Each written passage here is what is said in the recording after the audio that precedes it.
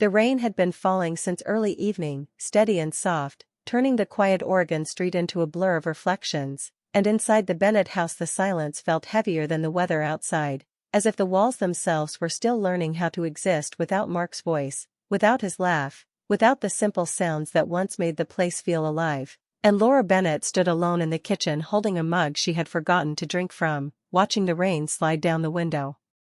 While her mind replayed memories she didn't invite, memories of dinners, arguments, jokes, and plans that would never be finished, and she told herself to breathe, to stay steady, because grief had a way of sneaking up when she least expected it, especially at night, and just as she turned away from the window she heard a faint sound upstairs, a door opening slowly, followed by careful footsteps, and she knew before she saw him that it was Ethan, her stepson, awake again, unable to rest, carrying his own version of the same pain. And when he appeared at the top of the stairs he looked older than his 21 years, his shoulders tense, his eyes tired, as if sleep had stopped offering comfort weeks ago, and for a moment they simply looked at each other, unsure who should speak first, until Laura gently asked if he was all right, and Ethan shook his head with a small, honest motion that said more than words ever could, and she invited him down, not because she had a plan or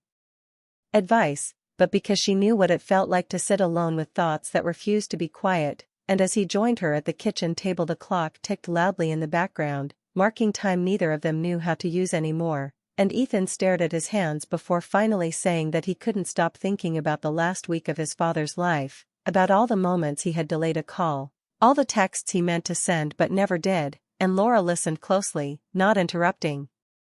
Because she had learned that grief didn't need fixing, it needed space. And she shared her own regrets, small and large, the kind that only surface when it is too late to correct them, and in that shared honesty the air between them softened, the tension easing just enough to let something fragile form, a sense of being understood without explanation, and the rain outside grew heavier as the night deepened, but neither of them noticed the time, because for the first time in weeks the house did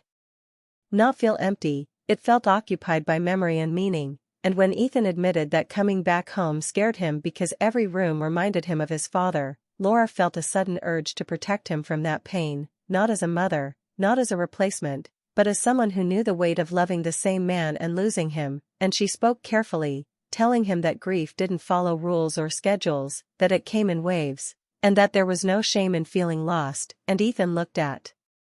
her then, really looked at her, with gratitude and something else he didn't yet understand. And Laura felt it too, a shift so quiet it could be missed, like the moment before a storm changes direction, and she told herself it was nothing, just the closeness of shared sorrow, just two people leaning on each other in a hard moment, and yet her heart beat a little faster than before, and when she stood to refill the kettle she realized how late it had gotten, how easily hours had passed, and how rare it felt to talk without pretending to be strong, and as she returned to the table she wondered, briefly and uncomfortably, whether helping him tonight was the right thing to do, but she pushed the thought away, believing that kindness could never be a mistake, even as the rain continued to fall and the night quietly set the stage for everything that would follow. The days that followed moved faster than Laura expected, as if the house itself had decided not to pause anymore, and each morning Ethan was already awake when she came downstairs, sitting at the table with his laptop closed, staring into space. And without planning it they began sharing quiet routines, coffee poured without asking, small nods instead of long talks, yet something had changed after that night, something invisible but present, like a line drawn softly on the floor that neither of them mentioned, and Laura noticed how easily Ethan laughed when she teased him about burning toast, how his face relaxed when she asked about his classes or his plans to return to school, and Ethan noticed how different Laura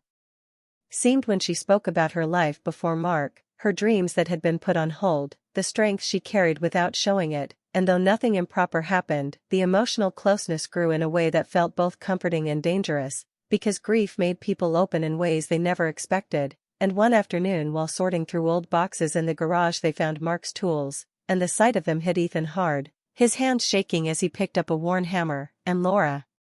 without thinking, placed her hand on his shoulder, grounding him in the moment, reminding him he wasn't alone. And Ethan leaned into that support for just a second longer than necessary, pulling back quickly with an apology that Laura waved away, though her heart felt unsettled. And later that evening as the sky darkened early and the house filled with shadows, the power suddenly went out, leaving them in silence broken only by the rain, and Laura lit candles while Ethan checked his phone for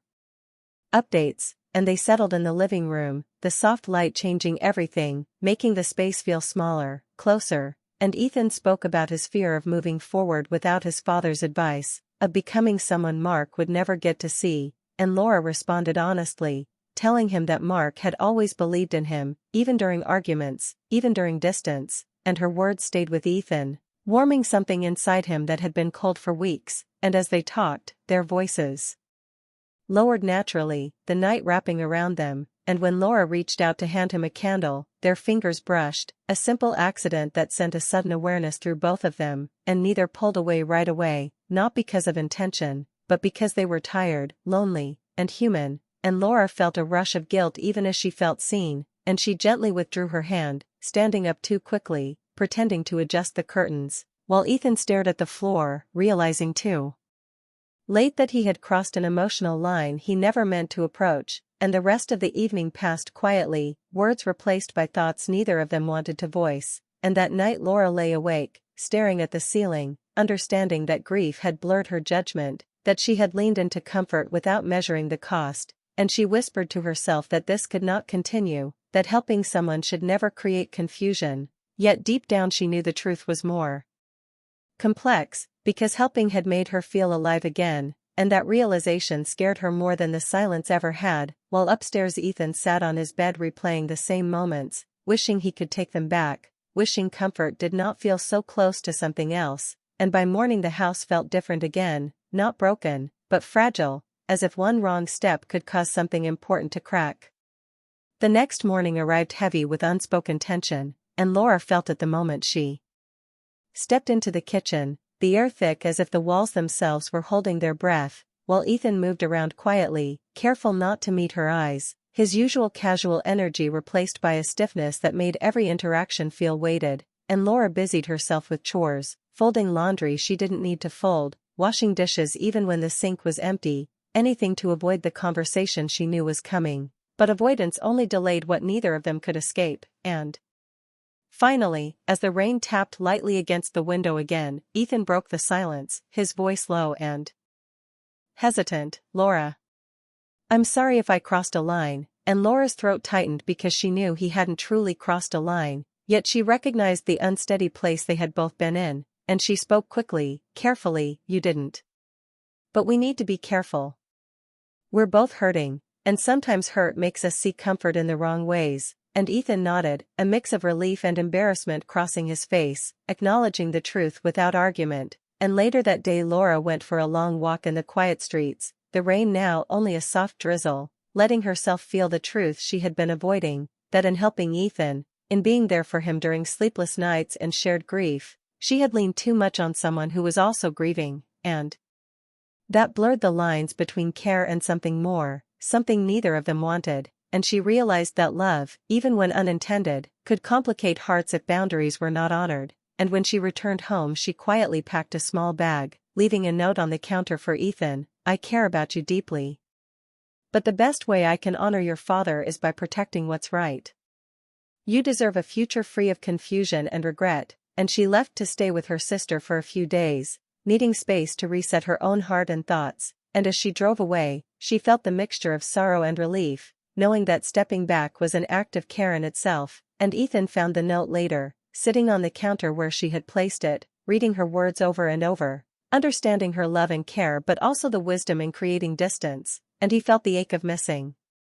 her presence but also a sense of respect, realizing that boundaries were not walls, but protection for both of them, and in those days apart, they both reflected on their emotions, their grief, and the need to heal, realizing that sometimes helping someone isn't just about being there in the moment, but knowing when to let go, and Laura, while away, journaled her thoughts, remembering the nights they had shared talking, laughing quietly, and even the tense moments, all reminders that grief could bring people together in ways that were delicate and sometimes dangerous if left unchecked, and Ethan, walking through his days, felt lighter in some ways, understanding that her absence was not rejection, but an act of love, a way to honor his father and protect both their hearts, and slowly, a sense of calm settled in the house once more, empty rooms no longer heavy with unspoken tension, but filled with potential for healing, for growth, and for the careful rebuilding of connections that could survive without confusion. And by the time Laura returned, the air was ready for conversation, ready for acknowledgement of feelings without crossing lines, ready for two people who loved the same man to honor that love responsibly. And that night, they spoke openly for the first time with clarity, about grief, boundaries, and the future, understanding that care could exist without overstepping, and that some acts of love were shown not by presence alone, but by knowing when to step back. And as they went to bed, both felt a quiet relief, a sense that their hearts were safe, their emotions respected, and that the house, once heavy with sadness and tension, now held space for healing, hope, and a calm that both had longed for in the nights that had felt endless. When Laura returned to the house after a few days away, the air felt lighter, almost as if the walls themselves had exhaled in relief, and Ethan met her at the door with a quiet nod, a small but genuine smile that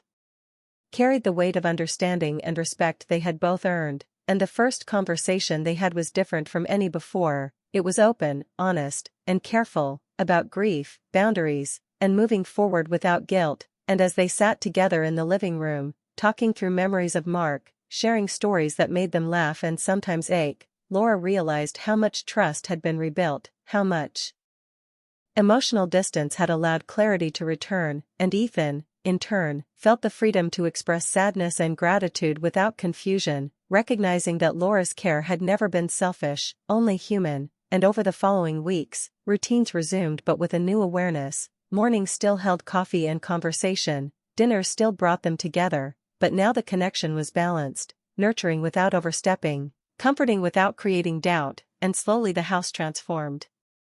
from a space of tension and longing into a home where respect and love coexisted peacefully. And Laura herself began to rediscover her life beyond grief, volunteering at a local community center, reconnecting with old friends, and embracing small joys she had once ignored, while Ethan prepared to return to college in Canada, feeling more prepared to face life without his father's immediate guidance yet carrying Mark's memory with strength and pride. And before leaving, he hugged Laura, a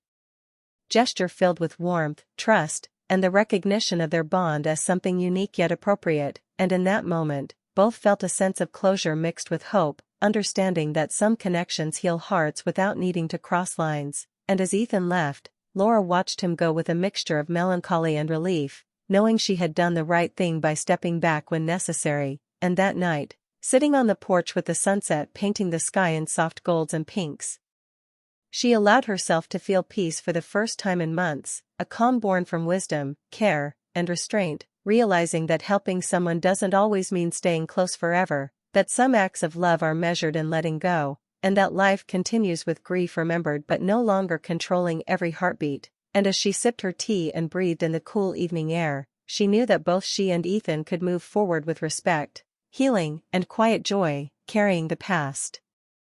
without letting it define them, and that understanding, delicate and profound, would guide them through every future sunset, every new challenge, and every quiet night in the home they both cherished in memory and hope.